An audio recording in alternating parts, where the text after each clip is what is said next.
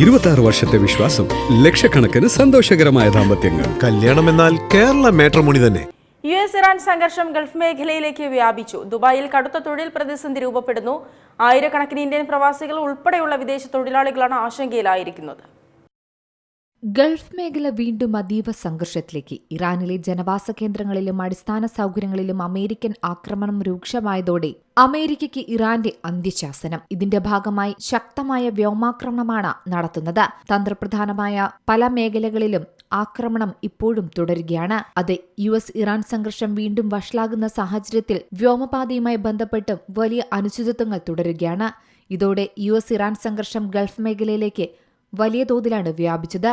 ഇതിന്റെ ഭാഗമായി ദുബായിൽ കടുത്ത തൊഴിൽ പ്രതിസന്ധി രൂപപ്പെടുത്തുന്നതായും റിപ്പോർട്ട്. ഇത് ആയിരക്കണക്കിന് ഇന്ത്യൻ പ്രവാസികളെ നേരിട്ട് ബാധിക്കും. മാത്രമല്ല, വിദേശ തൊഴിലാളികളും ഇക്കൂട്ടത്തിലുണ്ട്. സംഘർഷ അന്തരീക്ഷം മാസങ്ങൾ പിന്നിടുമ്പോൾ ദുബായിൽ പുതിയ തൊഴിലവസരങ്ങൾ ഇല്ലാതാവുകയും ശമ്പളം വെട്ടിക്കുറയ്ക്കുന്ന സാഹചര്യവുമാണ് നിലവിലുള്ളത്. അതിനിടയിൽ പ്രവാസികൾക്ക് പുതിയ ജോലികൾ കണ്ടെത്തുന്നതിനുള്ള പ്രതിസന്ധിയും അതിരൂക്ഷമായി തുടരുന്നു. UAക്ക് നേരെ ഇറാന്റെ മിസൈൽ ഡ്രോൺ ആക്രമണങ്ങൾ ഉണ്ടായതോടെ വിനോദസഞ്ചാരം, വ്യോമയാന മേഖല, വിദേശികളെ ആശ്രയിച്ചു കഴിയുന്ന മറ്റ് ബിസിനസ്സുകൾ എന്നിവയെല്ലാം താറുമാറായ അവസ്ഥയാണ്. പല കമ്പനികളിലും പുതിയ ആളുകളെ നിയമിക്കുന്നത് നിർത്തിവച്ചിരിക്കുന്നു. റിപ്പോർട്ടുകളും കണക്കുകളും പ്രകാരം മിക്ക കമ്പനികളും അവരുടെ ജീവനക്കാരെ വെട്ടിക്കുറയ്ക്കുന്ന പദ്ധതിയാണ് ഇപ്പോൾ ലക്ഷ്യം വെക്കുന്നത്. അതിനപ്പുറം പല കമ്പനികൾക്കും പുതിയ നിയമനങ്ങളെക്കുറിച്ച് യാതൊരു പദ്ധതിയുമില്ലാത്ത അവസ്ഥയുമുണ്ട്. സംഘർഷത്തിന്റെ പശ്ചാത്തലത്തിൽ ദുബായിൽ വിദേശ കുടുംബങ്ങൾ കൂട്ടത്തോടെ നാട്ടിലേക്ക് മടങ്ങുന്ന പ്രവണതയാണ് ഇപ്പോഴുള്ളത്.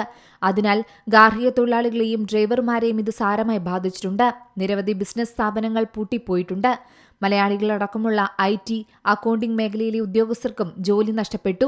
ജോലിയിൽ തുടർന്നവർക്ക് ടൂറിസ്റ്റുകളുടെ കുറവ് മൂലം കമ്മീഷൻ അടിസ്ഥാനത്തിൽ മാത്രമാണ് ഇപ്പോൾ തുച്ഛമായ വരുമാനം ലഭിക്കുന്നത്. പലർക്കും നിശ്ചിത ശമ്പളം കമ്പനികൾ നിഷേധിച്ചതായും പറയുന്നു. ശമ്പളമില്ലാതാവുകയോ വൻതോതിൽ ശമ്പളം കുറയുകയോ ചെയ്തതോടെ നാട്ടിലേക്ക് പണം അയക്കാൻ പോലും ഇപ്പോൾ പ്രവാസികൾക്ക് സാധിക്കുന്നില്ല. ഇത് കേരളം ഉൾപ്പെടെയുള്ള സംസ്ഥാനങ്ങളിലെ കുടുംബങ്ങളുടെ ജീവിതത്തെ വലിയ തോതിൽ ബാധിച്ചു തുടങ്ങി. തൊഴിൽ മേഖലയിലെ ഈ മന്ദഗതി താൽക്കാലിക പ്രതിസന്ധി മാത്രമാണെന്ന് വേണമെങ്കിൽ ആശ്വസിക്കാം. അതുമാത്രമല്ല, ഇപ്പോൾ അവിടെയുള്ള ബിസിനസ്സുകളെ സഹായിക്കാൻ $680 മില്യൺ പാക്കേജ് UAE പ്രഖ്യാപിച്ചിട്ടുണ്ട്.